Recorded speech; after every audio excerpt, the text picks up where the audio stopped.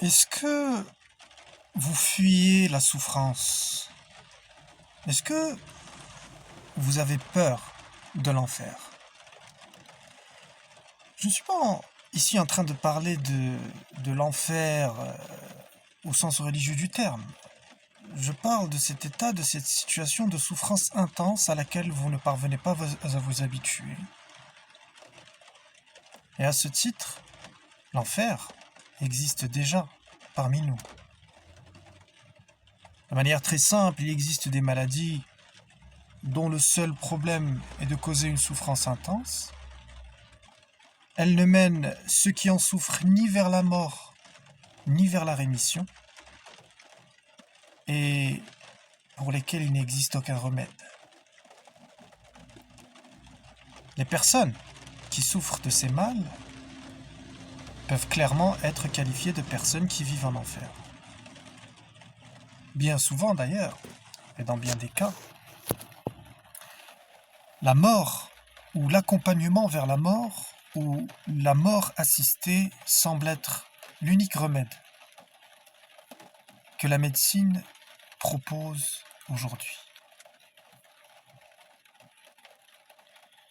Il existe donc des situations en ce monde qui peuvent être aisément comparées à l'enfer, à ceci près, c'est que l'éternité ne faisant pas partie de ce monde, ces souffrances sont destinées à s'arrêter tôt ou tard, d'une manière ou d'une autre.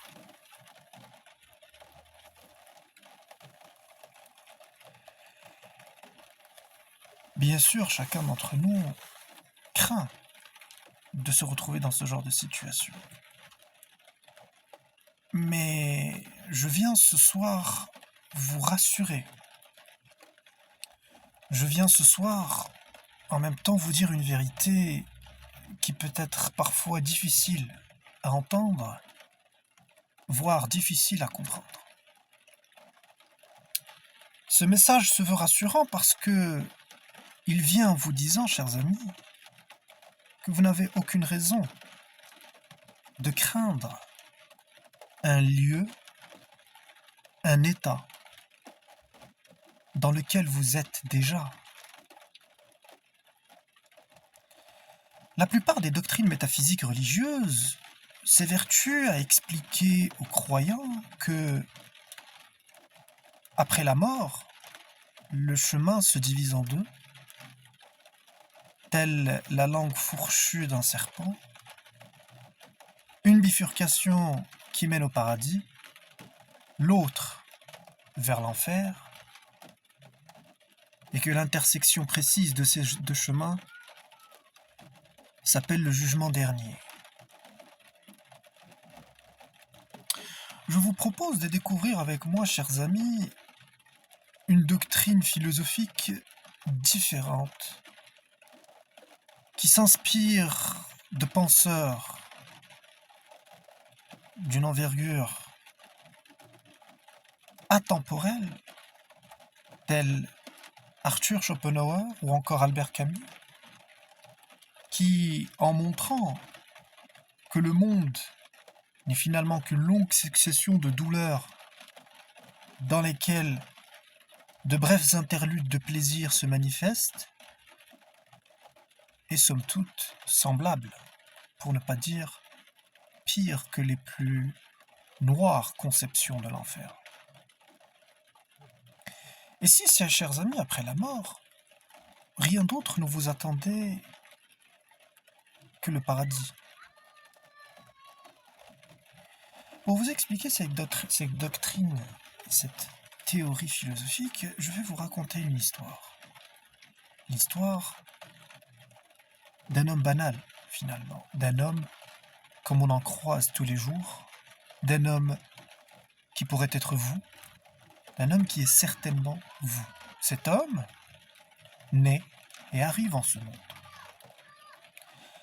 La première chose à laquelle il est confronté, c'est une nudité totale et une fragilité maximale et une dépendance absolue à son environnement.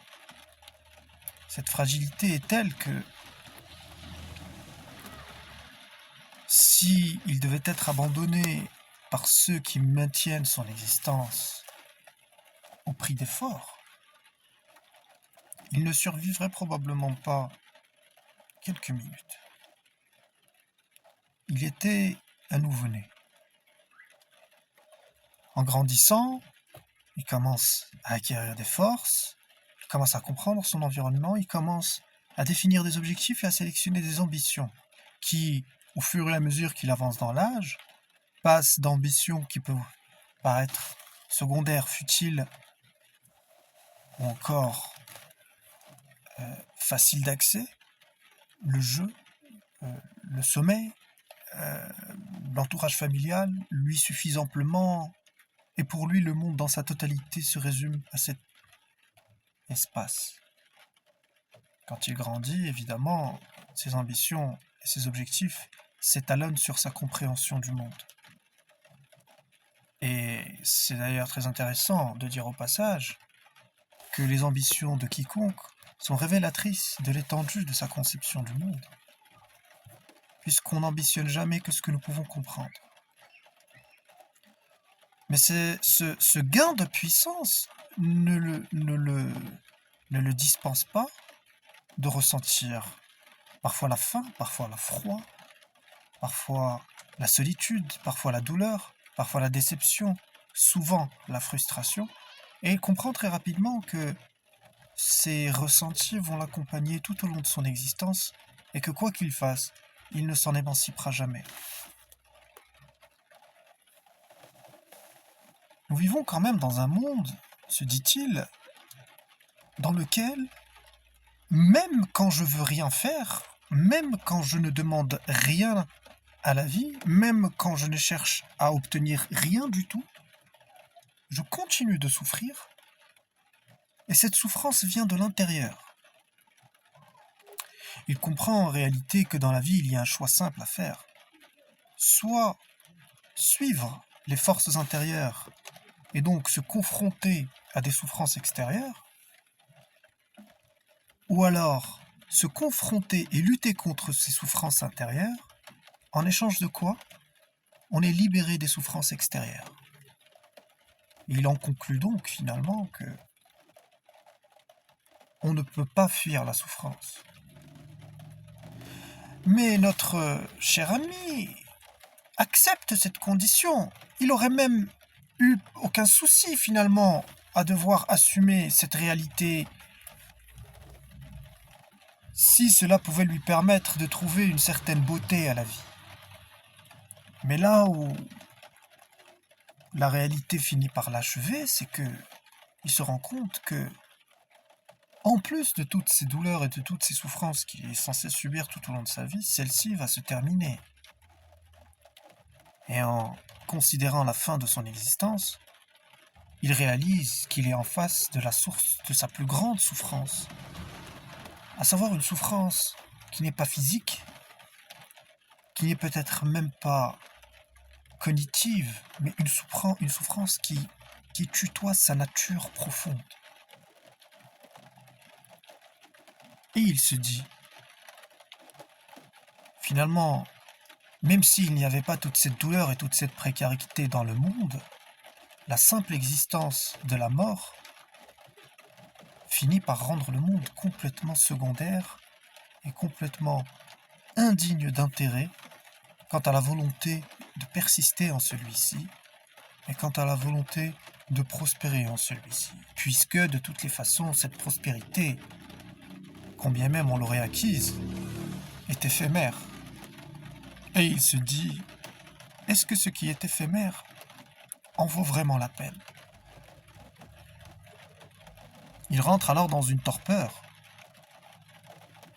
qui peut être assimilée à de la lâcheté, mais qui finalement, comme il l'a si bien prévu, ne le libère pas de la souffrance, puisqu'alors ce n'est plus un choix qui s'offre à lui, mais l'obligation d'affronter sa douleur intérieure, parce qu'il aura jugé que le monde ne vaut de toutes les façons pas la peine, et que donc il n'ambitionnera rien en celui-ci, et donc ces instants et ces pulsions qui le feront vivre un enfer tout au long de sa vie, devront être considérées et il s'agira de cohabiter avec elles.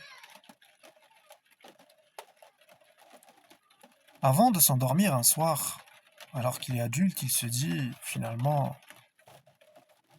peut-être que nous sommes déjà en enfer, et peut-être qu'après la mort, quoi qu'il puisse y avoir, ça ne peut pas être pire. J'aimerais ici m'adresser aux gens qui sont avides du monde, aux gens que moi personnellement j'ai jamais réussi à les comprendre. Si je l'ai réussi quand même à les comprendre, ce sont des gens quand même qui évoluent dans leur quotidien en partant du principe que la mort n'existe pas. Parce que tu peux pas avoir la conscience de la mort en permanence dans ta tête et partir chercher à acheter, à gagner, à obtenir, à expérimenter, à je sais pas quoi. En fait, il y a toujours en fait ce caillou dans la chaussure, peu importe à quel point la vie te sourit, simplement parce que tu sais que tout ce merdier, de toutes les façons, ça va se terminer et que donc, puisque ça va se terminer, ça peut pas être la réalité. Puisque la réalité, par définition, est un état, est une dimension que l'on ne peut pas quitter. Parce que c'est la réalité. Si on pouvait la quitter, ce ne serait pas la réalité. Et donc, à partir du moment où nous sommes appelés à quitter le monde, alors le monde n'est pas la réalité et toutes les joies qu'il pourrait m'offrir n'en valent finalement pas la peine. Et voilà qu'il commence à goûter le monde et qu'il trouve qu'il est fade. On ne peut pas ambitionner quoi que ce soit dans ce monde si on trouve qu'il est fade. Il faut forcément trouver une saveur à la vie, il faut forcément trouver un plaisir réel, en tout cas pour soi dans la vie, pour accepter de fournir les efforts, de prendre les risques et d'endurer les douleurs qui vont nous permettre finalement d'accéder à ce à quoi nous ambitionnons dans ce monde. Ceux donc, je disais, qui sont avides de cette existence, j'ai une question pour vous. Ne vous dites-vous pas peut-être qu'en ambitionnant d'œuvrer dans le monde dans lequel nous vivons actuellement, et donc en exprimant à l'entité métaphysique votre volonté de continuer à exister dans ce monde, n'exprimez-vous pas finalement votre volonté de renoncer à ce qu'il y a de mieux? Ne vous dites-vous pas que cette entité métaphysique, une fois que vous l'aurez en face de vous, pour vous châtier de votre ambition du monde matériel, ne fera rien d'autre que vous accorder ce que vous voulez, et vous renverra ici, dans cette fosse sceptique, alors même que lorsque vous étiez à ses côtés, vous avez vu ce qu'il y a de mieux et que vous avez raté. Vous montez des entreprises, si vous voulez, vous êtes des prédateurs les uns des autres, vous ambitionnez de forniquer, vous ambitionnez de faire des enfants. Vous savez au fond de vous que votre volonté de faire des enfants n'est que finalement une volonté inavouée de persister dans un monde au-delà de sa finitude matérielle et de se réincarner quelque part dans cette progéniture. Nous savons, vous et moi, que c'est une hallucination aussi douce que irréelle et que il y a une indépendance absolue entre vous et votre progéniture, et le fait d'en faire, le fait de faire des enfants, le fait de procréer, ne vous sauvera pas. Et vous serez mis au même plan que ceux qui n'ont pas procréé. Il est relativement aisé de démontrer ce que je dis là, puisque dans la nature, et même aujourd'hui au sein de l'humanité, et a fortiori à l'époque dans laquelle nous vivons, c'est les individus qui ne se reproduisent pas pour des raisons ou pour d'autres, que ce soit par décision personnelle ou par incapacité logistique à le faire, représentent en réalité l'écrasante majorité de la population. Les gens qui ont des enfants sont la minorité. C'est encore plus vrai dans la nature, c'est-à-dire en dehors de la société humaine, et c'est encore plus vrai aujourd'hui au sein de la société humaine, puisque nous vivons dans une administration qui a tout fait pour éloigner les hommes et les femmes, pour reléguer la sexualité au rang de divertissement et de la dissocier de sa fonction première qui est la reproduction, et donc par différents moyens, également que je ne citerai pas ici, et donc d'organiser tout simplement la stérilisation générale de la population de telle sorte à ce qu'ils ne puissent pas se reproduire. Ces gens-là ne se reproduiront pas. Et donc, qu'est-ce qu'il faut en déduire? Qu'ils finiront dans le néant, tandis que ceux qui se sont reproduits continueront à exister? C'est absolument faux. Tout le monde est ici sur un même pied d'égalité face à la mort, ceux qui se sont reproduits n'étant guère différents que ceux qui n'ont pas réussi à le faire. C'est ainsi que la justice est rétablie lorsque l'ultime frontière est franchie. Mon message pour vous est que vous, qui êtes avides du monde, gare à ne pas fournir vos efforts, à ne pas livrer votre énergie en offrande à un purgatoire que vous auriez aimé quitter si vous connaissiez la vérité. Dans sa magnanimité et dans son infinie sagesse, le patron ne s'évertuera guère à vous faire souffrir activement, car il n'est pas souffrance. Il ne fera que vous renvoyer l'image de votre œuvre et vous réincarnera dedans. Je vous remercie d'avoir écouté ce monologue nocturne par ce temps de pluie. Chers amis, je vous souhaite une excellente santé et que le ciel soit avec vous.